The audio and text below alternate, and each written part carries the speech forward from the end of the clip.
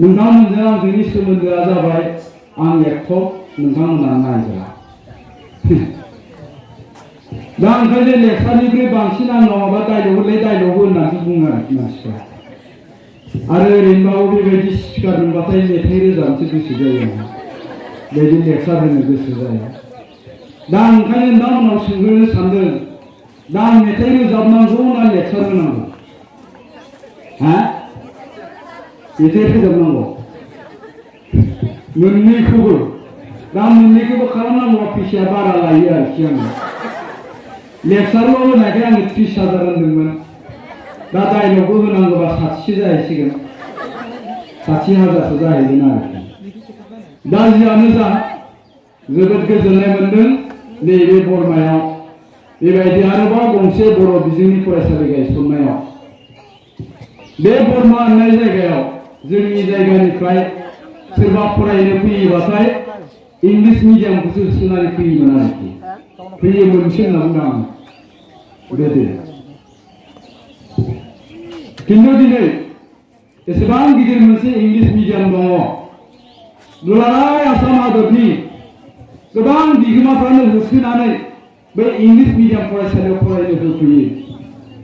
बिनि गेजेरावनो दिनैनि दिनाव बेफोरबायदि गंसे बर' बिजोंनि गावारि फरायसालि गायसननाया जोंनि थाखाय बिराद गिदिर चेलेन्ज आरो गोजोननाय मोनदों बिदि थासेयावबो नोंथांमोना लैहोर दिनै दासिम 71 जन बिगोमाफ्रा गावबा गावनि गथ'फोरखौ हाथरखि फरायहोनो थाखाय मुं थिसनदों बेनिख्रुइ साबसिन गोजोनथाव बाथ्रा गैया बै समाव जोंबो सिजौ एकाडेमि गायसनजेननायाव जोंनियावबो 70ल'मोन आरो दाखालि देग्लाय बोसोराव आं गंसे गायसनबावदों मानास सेरफां एकाडेमि बेवहाय बर' मेजर जायगा जोंनि सिमला बायदि जायगायाव 67 जनल' गायसनजेननाय समाव मुं थिसनदोंमोन दिनै बेवहाय 71 जन आरो मुं थिसनबावगोन होननानै मोनथिदों बे जोंनि थाखाय जोबोद गोजोनथाव बाथ्रा दा जियानो जादोला आं दहाय बुंदोंमोन जोंनि जायगानिफ्राय बे बरमायाव फरायनो होननानै दोनफैयोबाथाय इंलिश मिडियामखौसो होसोनानै फैयोमोन खिन्थु दिनै नोंथांमोननि बे जायगायाव फैनानै आं एसे गोसो सिङाव जारिमिन बोदलानो गोनां जादों बे बरमायाव इंलिश मिडियामाव होनाय जोंनि जायगानि सोर फरायसाफ्रा दा मा मावनानै दङ बेखौ आं खेबसे गोसोखांनो गोनां जादों आरोखि गोसो सिङाव बोदलानानै नाहरबाय सासेबो मुख'जाथाव आं नुहुराखै बै समावहाय बिथांमोना फार्स्ट डिभिजन मोनदोंमोन सेकेन्ड डिभिजन मोनदोंमोन सोरबा थार्ड डिभिजनबो मोनदोंमोन दिनै बिथांमोनखौ गोसोखांहरदों आङो बैसोर दा मा मावनानै दङ खिन्थु मख'जाथाव आं जेबो नुहुराखिसै ओंखायनो मा मावनानै दं आं बेखौ बुंनो लुबैला नैबेखौ आं बुंनो लुबैदों दानिया जोंनि जायगायाव बर' बिजों फरायनानै सोर मा मावनानै दङ आं बेखौसो रायखांग्रोनो नागिरदों नोंथांमोननि सिगाङाव गिबियावनो डक्टर केशव बसुमतारी बर' बिजोङाव फरायनाय बिथाङा दा बि किसान कलेजनि प्रिन्सिपाल बेनि उनाव बराद एम बरकसारि जरहाट इन्जिनियारिं कलेजनि सासे प्रफेसार बिनि उनाव आंनिनो फरायसा अरन नार्जारि NIT आव दाखालि बिटेक बोसोरसे सिगां बिटेक पास जानानै साख्रि मावहैदोंमोन साख्रिखौ गारना दा बिथाङा UPSC नि कचिं लाबाय दङ कलकातायाव बिनि उनावहाय बड'लेण्ड इउनिभार्सिटियाव नामफोरखौ खारिजोबला आङो साबासो फोरोंगिरि जानानै दङ जोंनि ओनसोलनिफ्राय बिथांमोना गासैबो बर' बिजोङाव फरायनाय दा बे जाय बिथांमोना सानो बर' बिजों फरायबा लेखा रोङा बिथांमोननो आङो एग्जाम्पल होदों आरोखि आंनावबो मोनसे घटना दङ कलेजाव फरायनाय समाव आं सासे मास्टारनियाव थायोमोन किसान कलेजाव आं फरायदोंमोन कलेजाव बर' बिजोंनि मास्टार बिनिया गथ'फ्रा साथामबो इंलिश मिडियामाव फरायनायमोन आरोखि बे समाव बिनि गथ'फ्रा 3, 4, 5, 6 थिग बेबायदि जागौमोन आरोखि सानसेखालि आंखौ बुंबाय बिलिफाङाव गांसे बहि लाबोफालै रुलिं बहि लाबोफा होनबाय आंखौ बेजों लोगोसेनो मा होनबावबाय बियो रुलिंखौ बुजिदोंना बर' मिडियामाव फरायनाय गथ'लाय बुजियाबो जानो हागौ ओरै जाबाय आंखौ आं जेबो बुङाखै बहिखौ लायनानै फैग्रोदों आङो फैनानै आं बुंदों बिथांखौ नोंथाङा मा खारनाव आंखौ बेबायदि बुंखो बर' बिजों फरायनाय रुलिं सोदोबखौ बुजियाबो जानो हागौ होननाय खोथाखौ नोंथाङा मानो बुंखो आंखौ नोंथाङा आंखौ बुं आं हिसाबै बुं खिन्थु बर' बिजोङाव फरायनाय रुलिं सोदोबखौ मोनथिया होननाय सोदोबखौ नोंथाङा बाहायनो नाङा मानोना नोंथाङाबो सासे बर' मिडियामनि मास्टार नोंथाङा बे भुल जादों होनना बुंदों आङो बिदि बुंनाव बे आंखौ निमाहा बिदों भुल जाबायलै फंबाय होननानै आरो बिनि उनाव आरो सासे रायखांबावनोसै आं जोंहा न'निनो बिगुमै जायो आं बे भारतमोननि जायगानि बर' बाजारनि बे भारत फंबाया सानसेखालि बुंबाय बे आंनि सिगाङाव मा जाबावनोब्रा बै बर' साहित्य सभानि गरम लिडारफ्रानो जाथिखौ जाजोबसिगोन जाहैबाय मानोब्रा गुमै होनबाय आङो मानोब्रा माने खालि बर' मिडियामाव फरायनो होयो खालि बर' मिडियामाव फरायनो होयो बर' मिडियामाव फरायनानै गांसेबो एप्लिकेसन लिरनो रोंला इंराजिनि ओरै जाहैबाय माबायदि एप्लिकेसन लिरनांगौ मानि एप्लिकेसन नांगौ नोंलाय लाबो आं लिरनानै होनि मा खोथा बाहायदोंलै गुमियालाय नांगौ बेखौ बिनिफ्राय गावनि आरो इंलिस मिडियामाव फरायनाय फिसाजोआ फोद्दाखांलांबाय इंलिस मिडियामाव फरायनाय मेट्रिक फेल बिनि उनाव खेबसे लोगो हमबावदों आंखौ गुमै मा होनदोंमोनलायनो आंनि सिगाङाव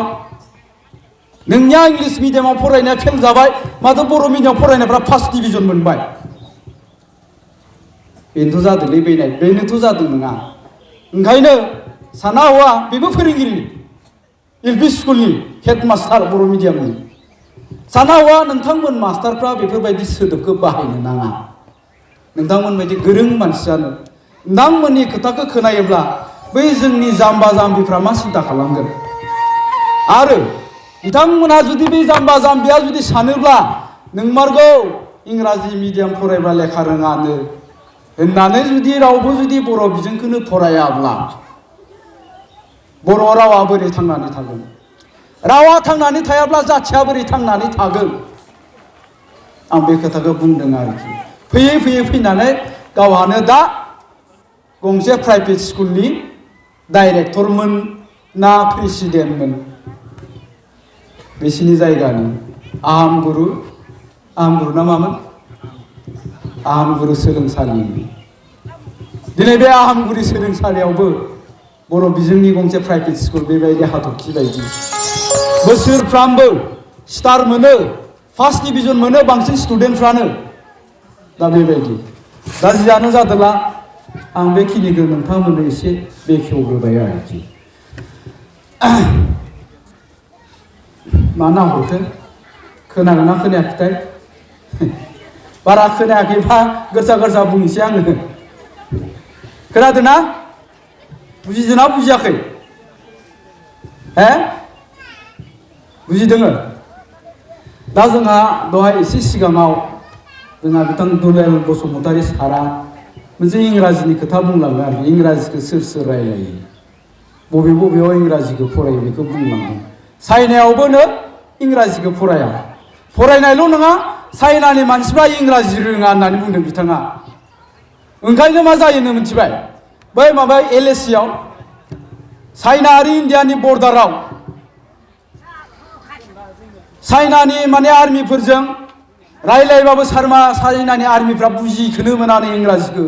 इन्डियानिया रायलायो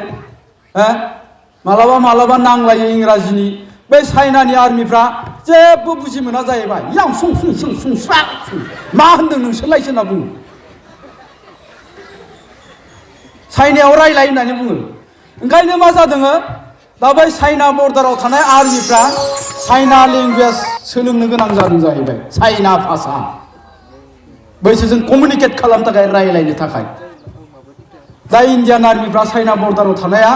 गासैबो इंराजि रोंजोबो माबा चाइना लेंगुवेजखौ रोंजोबो इन्डियान आर्मिफ्रा दा बिसोरजों रायलायसै आरोखि होनबासो चाइनानि आर्मिफ्रा थिगानो दं होननानै बुङो आरोखि बुजि मोनबाय होननानै बुङो दा खोथाया बेनो जोङो गावनि जाथिखौ फोथांना लाखिनो थाखाय गावनि हारिमुखौ लाखिनो थाखाय जोंनो रावनि गोनांथि जायो आरो बे रावखौ फोथांनानै लाखिगोन जोंनि मिडियामा बर' बिजोङा बे बर' बिजों थायोब्लासो रावा थागोन जेरै चाइनायाव रावबो इंराजि रायलाया रावबो इंराजि फराया ओंखायनो दिनै चाइनाया टेक्न'लजियाव बिराद डेभेलप दा बुंदोंमोन बिथाङा बर्मायाव थांनाय बबेबा दखानाव थांनाय बांसिन नोङो चाइनानि बेसादसो मोनगोन चाइनायाव बानायनाय बेसाद मबाइलानो होन कलमानो होन नोंनि गानग्रायानो होन गासिबो चाइनानि गोजा आरोखि थिग बेबायदिनो जोंबो जोंनि जाथिखौ जोंनि हारिखौ जों जे बुंबाय थायो गेरेमसा हारि दानांगौ बर' जाथिखौ मोनसे मास्टार रेस जाथि हिसाबै दानि होननानै जों दि बयबो बुंबाय थायो जुदि गेरेमसा हारि दानो गोनांब्ला गिबियावनो जोङो जोंनि रावखौ फोथांना लाखिनांगोन दिनै एसामिसफ्रा दाबो होख्रावबाय दंनो दाख्लैनिफ्राय होख्रावगासिनो दं मानो बिथांमोना गिनाय मोनदों बे सिटिजेनशिप एमेन्डमेन्ट एक्टआ जुदि जामारोब्ला जानायाथ' जाबायानो जोंनि भाषाया गोमालांनो हागौ होननानैसो बिथांमोना आन्दलन खालामदों जायगानि थाखाय आन्दलन खालामाखै भाषाखौ लाखिनो थाखायसो बिथांमोना आन्दलन खालामबाय दङ दा थिग बेबायदिनो जोंनि गेजेरावबो मोनसे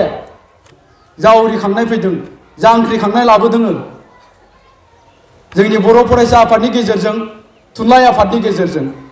दिनै गोबां गुदि बर' थुनलाइ आफादा गावबागाव प्राइमारियाव रायलायनानै माखासे डिसिसन लादों बरबरि प्राइमारिनि दाख्लै आंनो खोन्थादों प्रेसिडेन्टआ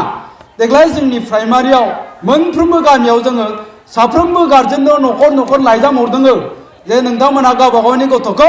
बर' बिजोङाव फोरोंनांगौ होननानै बे सरकारियावनो जा प्राइभेटआवनो जा नोंथांमोना गावबागावनि गथ'खौ बर' बिजोङाव फरायहोथारनांगौ होननानै बेबायदि लाइजाम हरदों आरोखि दा आङो ओंखायनो नोंथांमोनखौ गिबियावनो साबायखर बावग्रोनो सानदों रोजा रोजा आं साबायखर बावगोन दिनै नोंथांमोना बे बर' बिजोंखौ फोथायनानै इंराजि मिडियाम स्कुल थासेयावबो हाथरखि बायदि बे गंसे गोदान फरायसालियाव गावबागावनि गथ'फोरखौ मुं थिसनफैदों बेनि थाखाय साबायखर आरो नोंथांमोना साफा कनसियास गार्जेन होननानैसो आं बुंनो लुबैदों आरो बुंगोन खारन जोङो सासे गथ'खौ लेखा गोरों खालामनो थाखाय जोङो मिडियाम सोलायनो गोनांथि गैया मिडियाम सोलायलायनांगौ गोनांथि गैया बे जा मिडियामावनो फरायाथों मानो बियो फरायसालि आरो बिमा बिफा आरो गथ'नि सायावसो सोनारो आरो मोनसे खोथाखौ आं बुंगोन नोंथांमोननो मोनसे खोथाखौ आं बुंगोन आरो बुंबायबो थायो दिनैनिफ्राय नेक्स्ट 10 इयार्सआव जायफोर दिनैनि दिनाव बैसोआ 25-30 जानानै दङ बिथांमोना मोनसे समाव जोंनि बड'लेण्डखौ सालायगोन बै सेंग्राफ्रा 10-15 बोसोरनि उनावहाय दानि लाइमोन सेंग्राफ्रा जोंनि बड'लेण्डखौ सालायगोन दाना बै सेंग्राफोरनि सेन्टिमेन्टआ माबायदि मेन्टेलिटिया माबायदि जों बेखौ मोजाङै नायोब्ला